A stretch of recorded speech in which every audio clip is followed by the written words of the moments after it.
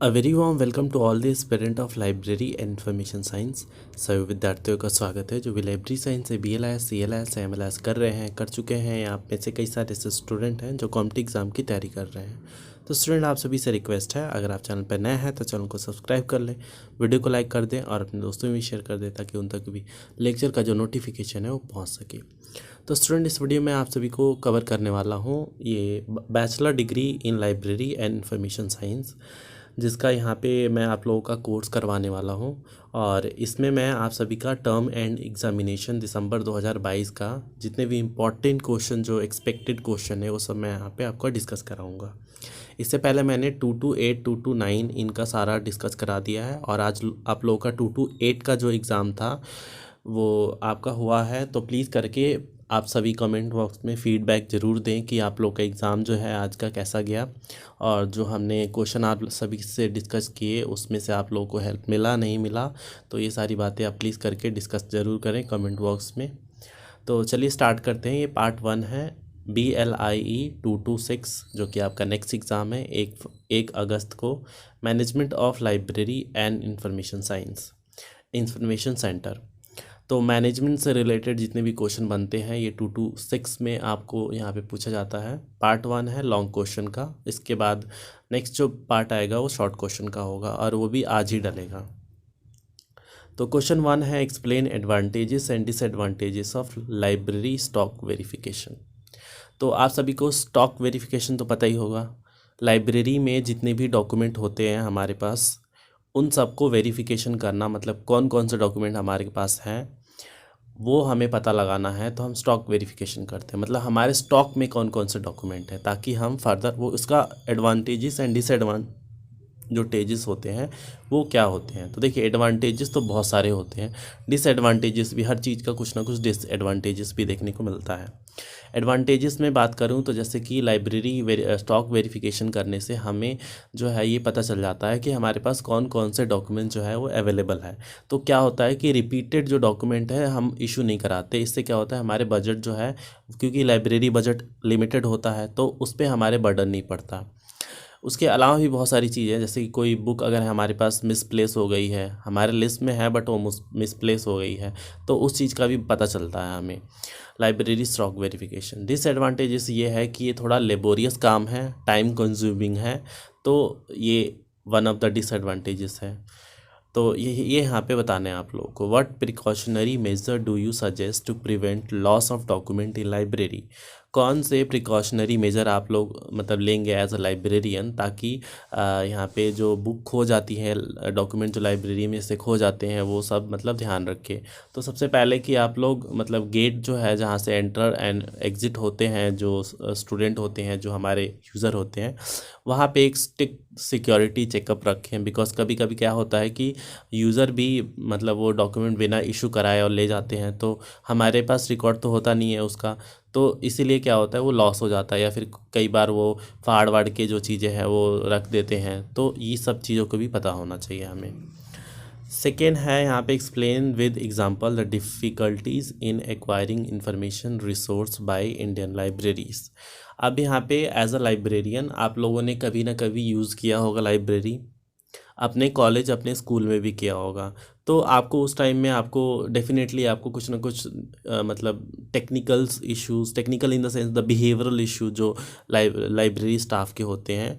As a person देखिए, मैं library का मेंबर हूँ, बट मैं आपको बता दूँ, ज़्यादातर लाइब्रेरी में जो लाइब्रेरी स्टाफ होते हैं they are not very polite, they are not very humble. Even though हमारे प्रोफेशन में है कि हमें अपने यूज़र से काफ़ी पोलाइट और काफ़ी हम्बल तरीके से बात करना है, ताकि वो बार बार हमारी लाइब्रेरी को इस्तेमाल करे। क्योंकि वो इस्तेमाल करेगा लाइब्रेरी, तभी क्या होगा, हमारे डॉक्यूमेंट जो है वो यूज़ होगा, तभी हमारे जो 5 लॉ ऑफ लाइब्रेरी साइंस जो डॉक्टर SR रंगनाथन ने दिया था वो फुलफ़िल होगा। पर हम एक बार जो ज़्यादातर तो ये मतलब जो केस होता है वो गवर्नमेंट लाइब्रेरी में ज़्यादातर आपको देखने को मिलता है। इवन आप बड़े बड़े लाइब्रेरीज़ में चले जाएंगे, अच्छी लाइब्रेरी होगी तो वहाँ पे वो पोलाइट तरीके से बात करते हैं, मतलब बट जहाँ पे ऐसा होता है ना कि हाँ बिल्कुल ही गवर्नमेंट जॉब टाइप का है, उनका बिल्कुल परमानेंट हो गया, तो वो तो बिल्कुल ही आपको बहुत मतलब रूट तरीके से बात करते हैं। तो ये सब सारी डिफ़िकल्टीज़ वगैरह आप लिख सकते हैं, और भी कोई डिफ़िकल्टीज़ आप क्वेश्चन रिटर्न में होता है एंड मैनी मोर थिंग, वो सब आप यहाँ पे लिख सकते हैं। क्वेश्चन नंबर 3 है डिस्कस विद इलस्ट्रेटिव। देखिए, ये बताने का मेरा कोई उद्देश्य नहीं था कि हाँ इस प्रोफेशन में किस तरीके के लोग पाए जाते हैं, बट मैं आपको बता दूं, डेफिनेटली आपने कभी ना कभी लाइब्रेरी का इस्तेमाल किया होगा। आप अपने एक्सपीरियंस भी शेयर कर सकते हैं कमेंट बॉक्स में कि आपको किस तरीके के स्टाफ मिले होंगे। और मुझे ये इस बात की श्योरिटी है, एज अ लाइब्रेरी पर्सन होते हुए भी मैं इस चीज़ से नहीं घबरा रहा कि मैं आप लोगों को उनकी मतलब बुराइयां ना बताऊं। डेफिनेटली मैं आप सभी को यही रिक्वेस्ट करूंगा कि एक बार आप इस प्रोफेशन में आगे बढ़ चुके, आपको जॉब लग चुका, तो आप एक अच्छे लाइब्रेरियन बनना, एक गुड कम्युनिकेशन के साथ आप चीज़ों को हैंडल करना। आई नो मोनोटनी फील होती है, बट बिकॉज हमारा जॉब ही है ये, तो मोनोटनी तो हर फील्ड में आपको मिल जाएगा, but you need to be very polite when it come to the user. Question number 3 है discuss with illustrative 5 measure managerial function. तो मेजर जो मैनेजरियल फंक्शन होते हैं उसको यहाँ पे 5 मेजर मैनेजरियल फंक्शन को यहाँ पे इलस्ट्रेट करने हैं। क्वेश्चन नंबर 4 है discuss the point to be considered while planning and designing a library building. एक लाइब्रेरी बिल्डिंग बनाने के टाइम क्या क्या वो प्लान एंड जो डिज़ाइन जो होता है वो हमें कंसिडर करनी चाहिए, कौन वो पॉइंट्स हमारे दिमाग में होने चाहिए ताकि एक अच्छी लाइब्रेरी बिल्डिंग बन सके। अब देखिए, लाइब्रेरी बिल्डिंग की बात करें तो उसका सबसे पहले लोकेशन ही बहुत इंपॉर्टेंट होता है। वो सेंटर ऑफ द सिटी होना चाहिए या सेंटर ऑफ द स्टेट होना चाहिए, ताकि हर जगह से लोग जो है वहाँ पे एक्सेस कर पाएँ। कम्युनिकेशन का माध्यम अच्छा होना चाहिए, यातायात का साधन अच्छा होना चाहिए।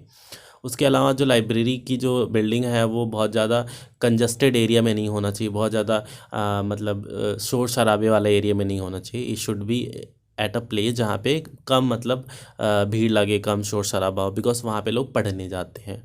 थर्ड थिंग, आप की जो बिल्डिंग बनाते हैं उसकी जो विंडो होनी चाहिए ना, वो सन फेसिंग होनी चाहिए। उसकी जो गेट होनी चाहिए वो सन फेसिंग होनी चाहिए, ताकि मैक्सिमम अमाउंट ऑफ जो सन है वो अंदर एंटर करे, और ज़्यादा से ज़्यादा मतलब सन का मतलब सन में ही मतलब लोग जो यूज़र है वो उस चीज़ को एक्सेस कर पाए, मतलब पढ़े वहाँ पे बैठ के, because sunlight is very important for the procurement of the book. उसके अलावा भी आप बहुत सारी चीज़ लिख सकते हैं। उसके अलावा क्वेश्चन नंबर है यहाँ पे 5, एक्सप्लेन फायोल्स प्रिंसिपल। जो फायोल्स प्रिंसिपल जो है इसको आप पे एक्सप्लेन करना है। इसमें बहुत सारे एडिशनल चीज़ें भी ऐड हो जाती हैं, बट यहाँ पे मैंने सिंपली फाइल्स प्रिंसिपल करके दिया है, बिकॉज इससे क्वेश्चन बनते हैं। शॉर्ट नोट या लॉन्ग क्वेश्चन में आपको क्वेश्चन जरूर देखने को मिलेगा। क्वेश्चन नंबर 6 है explain why people resist to change in organisation. किसी भी संस्थान में जो व्यक्ति होते हैं वो चेंज को रेजिस्ट क्यों करते हैं। Discuss 6 approaches to deal with the resistance to change. 6 ऐसे अप्रोच आपको बताना है जिससे हम मतलब डील करें ताकि रेजिस्टेंस टू चेंज हो सके। मतलब देखिए, चेंज की क्या होता है किसी भी ऑर्गेनाइजेशन में, मान के चलिए पहले क्या हुआ करता था कि मैनुअल वर्क होता था, ज़्यादातर लेबर वर्क होता था। तो किसी लाइब्रेरी की ही अगर मैं एग्जांपल ले लूँ तो डिजिटल काम नहीं होता था। तो पहले से जो यूज़ टू हो गए थे मतलब पेपर पेन और इन सब चीज़ों पे काम करने के लिए, तो उनके लिए बहुत ही मतलब डिफ़िकल्ट है चेंज करना डिजिटल लाइब्रेरी में, बिकॉज उनको फिर सारी चीज़ें जो डिजिटल चीज़ें हैं वो सीखनी पड़ेंगी। तो वन ऑफ द रीज़न उनका रेजिस्ट करने का ये है कि वो मतलब सेल्फ कॉन्फिडेंट नहीं है। उनको लगता है कि फेलियर ऑफ मतलब एक्सेप्टेंस वगैरह इन सब चीज़ों को उनकी इशू आ रही है। उनको लगता है कि अगर हम नहीं सीख पाएंगे तो हमारे को जॉब की मतलब सिक्योरिटी नहीं रह पाएगी, मतलब जॉब हमारा चला जाएगा। उसके अलावा उनको लर्निंग का भी प्रॉब्लम है कि वहाँ पे फिर लर्न करना पड़ेगा दूसरी चीज़ें, वहाँ पे मतलब पता नहीं लर्न कर पाएंगे कि नहीं कर पाएंगे। पर्सनल जो रेजिस्टेंस है वो अलग है। तो और भी बहुत सारी चीज़ें आती हैं जिसके कारण जो है एक एम्प्लॉय जो है वो रेजिस्ट करता है चेंज का। उसके अलावा इसमें मतलब 2 लोगों ने बताया है, कॉल्टर एंड शोशिंगर ने, जिसको एलिस्टेट करना है कि जो लाइब्रेरी में जो चेंजेस होते हैं उसके रिगार्डिंग। तो रेजिस्टेंस टू चेंज क्यों होता है, तो ये बात आपको यहाँ पे पूरा एक्सप्लेन कर देनी है। इन बंदों को हटा भी दो, मतलब इन दोनों जो यहाँ पे लाइब्रेरियन है इनको हटा भी दो, फिर भी आप इसको फ्रेम करोगे तो काफ़ी अच्छा अमाउंट में आप यहाँ पे लिख पाओगे। ये मतलब आए ना आए ये तो बात की बात है, बट रेजिस्टेंस टू चेंज या चेंज जो होता है लाइब्रेरी में, ये तो क्वेश्चन आता ही आता है। क्वेश्चन नंबर 7 है explain different kind of binding and different materials use for binding. अलग अलग प्रकार की जो बाइंडिंग होती हैं और अलग अलग मटेरियल जो बाइंडिंग में इस्तेमाल होती हैं वो यहाँ पे बताने हैं। तो बाइंडिंग के बहुत प्रकार होते हैं, लाइक लेदर बाइंडिंग हो गया, यहाँ पे क्लोथ बाइंडिंग हो गया, पेपर बाइंडिंग हो गया, प्लास्टिक बाइंडिंग हो गया, और भी बहुत प्रकार होते हैं बाइंडिंग के। लीव बाइंडिंग हो गया। उसके बाद यहाँ पे प्रकार और कौन कौन से मटेरियल इस्तेमाल होते हैं, मटेरियल में भी मैंने ये सारी चीज़ें बताई हैं। तो ये सारी चीज़ें यहाँ पे आपको एक्सप्लेन करनी है। क्वेश्चन नंबर 8 है list the general principle of management. General principle of management जो है ये यहाँ पे बताना है और एक्सप्लेन करना है how this their application lead to efficiency in working of library. तो ये बताने हैं कि जो एप्लीकेशन है इसके वो किस तरीके से efficiency in working of library में मतलब यहाँ पे हेल्प करता है। क्वेश्चन नंबर 9 है explain the implication of ICT development on e procurement and E document. देखिए आईसीटी क्या होता है, इंफॉर्मेशन कम्युनिकेशन टेक्नोलॉजी, तो इसके एम्प्लीकेशन बताने हैं। और जो डेवलपमेंट हुआ है ई प्रोक्योरमेंट ई डॉक्यूमेंट, तो ई क्या होता है, जहाँ पे भी ई लगता है ना किसी भी शब्द के पहले, उसका मतलब ये होता है कि वो इलेक्ट्रॉनिक से रेफ़र कर रहा है। ई मार्केटिंग हो गया, ई डिजिटल प्लेटफॉर्म हो गया, तो ये सब जो क्या होते हैं इलेक्ट्रॉनिक। तो यहाँ पे ई प्रिक्योरमेंट का मतलब है कि इलेक्ट्रॉनिक जो डॉक्यूमेंट होते हैं वो आप एक्वायर कर रहे हैं, प्रिक्योर कर रहे हैं कहीं से। और ई डॉक्यूमेंट होता है कि इलेक्ट्रॉनिक डॉक्यूमेंट होता है, मतलब इलेक्ट्रॉनिक डॉक्यूमेंट आपने रखा हुआ है। क्वेश्चन नंबर 10 है लिस्ट। अच्छा यहाँ पे एल जो है ये मिसिंग है, तो इसको आप लोग ऐड कर लेना। List elements of HR planning. Human resource planning के जो एलिमेंट्स होते हैं वो यहाँ पे आपको बताने हैं, लाइक जॉब सिंप्लीफिकेशन हो गया, जॉब रोटेशन हो गया, जॉब स्पेसिफिकेशन हो गया। तो ये सब जो होते हैं यहाँ पे एचआर प्लानिंग में आते हैं, ह्यूमन रिसोर्स प्लानिंग में आते हैं, और ये लाइब्रेरी में बहुत इंपॉर्टेंट होते हैं। और एक्सप्लेन करने हैं कि explain the need for induction and deployment in library. इसकी ज़रूरत क्यों पड़ी, बिकॉज लाइब्रेरी में भी डेफिनेटली वेरियस वर्क जो है वो डिवाइड कर दिया गया है, हर किसी का वर्क अलग अलग हो गया है। और डिजिटल प्लेटफॉर्म की वजह से तो और ज़्यादा मतलब जो है एचआर की ज़रूरत पड़ गई है, तो इसीलिए उनकी ज़रूरत तो हमें पड़ती है किसी भी जॉब की रिक्वायरमेंट में। क्वेश्चन नंबर 11 है what are the main causes of disaster. जो डिज़ास्टर होता है उसका मेन कारण क्या होता है, और डिस्क्राइब करना है disaster prevention measure to be taken while planning a library building. तो डिज़ास्टर आपको पता है जो ह्यूमन मेड नहीं होता, जो एक्चुअली नेचुरल डिज़ास्टर होता है उसकी बात की गई है। लाइक अच्छा हाँ, यहाँ पे कोई ऐसा तो नहीं बताया है, but disaster in the sense कि जैसे कि कहीं आग लग गई, या फिर फ्लड आ गया, या अर्थक्वेक आ गया, तो ये सब क्या होते हैं डिज़ास्टर में आते हैं। तो इसमें इससे क्या होता है कि इसके मेन कॉज क्या होते हैं ये बताने हैं आपको। और डिज़ास्टर जो होता है जब, तो क्या क्या प्रिवेंटिव मेज़र हम ले सकें जब हम लाइब्रेरी प्लान कर रहे हों। तो वही मैंने जो आपको ऊपर बताया था लाइब्रेरी बिल्डिंग के रिगार्डिंग, तो वो सब भी उसमें आते हैं कि थोड़ी हाइट पे बनाएं, ऐसी जगह बनाए ताकि जल्दी अगर कोई डिज़ास्टर आ भी गया तो वहाँ से जल्दी मतलब कम्युनिकेशन माध्यम से रेस्क्यू टीम पहुँच जाए, उसको मतलब ठीक ठाक कर दे, चीज़ों को डैमेज कम हो। सो नेक्स्ट क्वेश्चन है question number 12 what are the various method of preparing the library budget.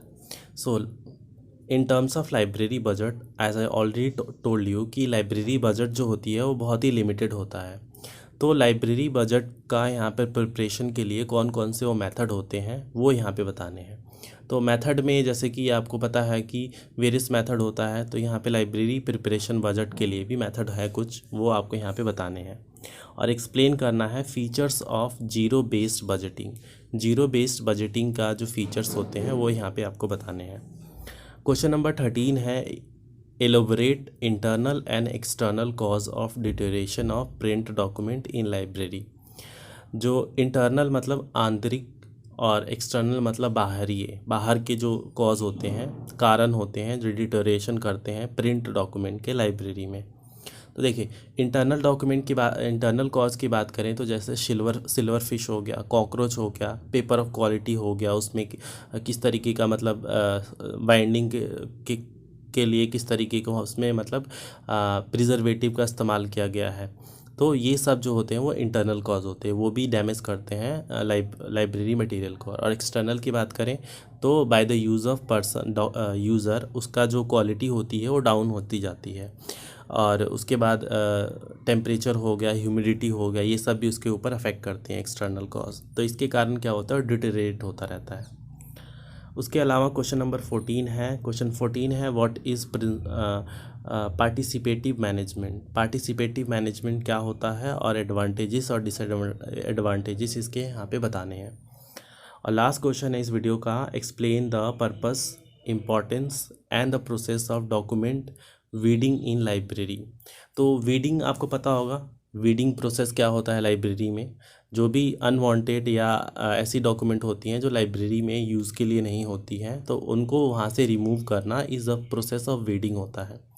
तो यहाँ पे बोल रहा है कि यहाँ पे उसके पर्पस क्या है, उद्देश्य क्या है, इम्पोर्टेंस क्या है and the process of document weeding in library. तो देखिए इम्पॉर्टेंट तो यही है कि अगर वो सारे अनवांटेड डॉक्यूमेंट उसमें भरे पड़े रहेंगे तो हम नया डॉक्यूमेंट जो है हम ऐड नहीं कर पाएंगे, बिकॉज लाइब्रेरी बिल्डिंग जो है वो एक ही है, उसको फिर आप एक्सटेंड तो नहीं कर सकते ना। तो फिर उसके लिए फिर आपको फिर फ्लोर वाइज फ्लोर बनाना पड़ेगा। तो इससे अच्छा है कि जो अनवांटेड जो डॉक्यूमेंट हैं उनको वीड आउट कर दें ताकि स्पेस बने और वहाँ पे नए डॉक्यूमेंट जो कि यूज़र के रिक्वायरमेंट में आ रही हैं वो वहाँ पे लग सके। तो ये पूरा डिटेल था इसके रिगार्डिंग। आई होप आपको अभी तक जितना मैंने यहाँ तक अभी तक जो क्वेश्चन आपको करवाया है वो आपको इन्फॉर्मेटिव लगा होगा। तो आशा करते हैं आपको सारे जो क्वेश्चन कराए हैं वो आप करोगे और अच्छे से मतलब एग्ज़ाम में यहाँ पे आपका प्रिपरेशन हो जाएगा अगर आपने सारे क्वेश्चन कर लिए तो। कोई डाउट हो, क्वेश्चन हो, प्लीज़ करके कमेंट बॉक्स में ज़रूर करें। और मिलते हैं आप सभी से नेक्स्ट लेक्चर में किसी अलग टॉपिक के साथ। तब तक के लिए धन्यवाद।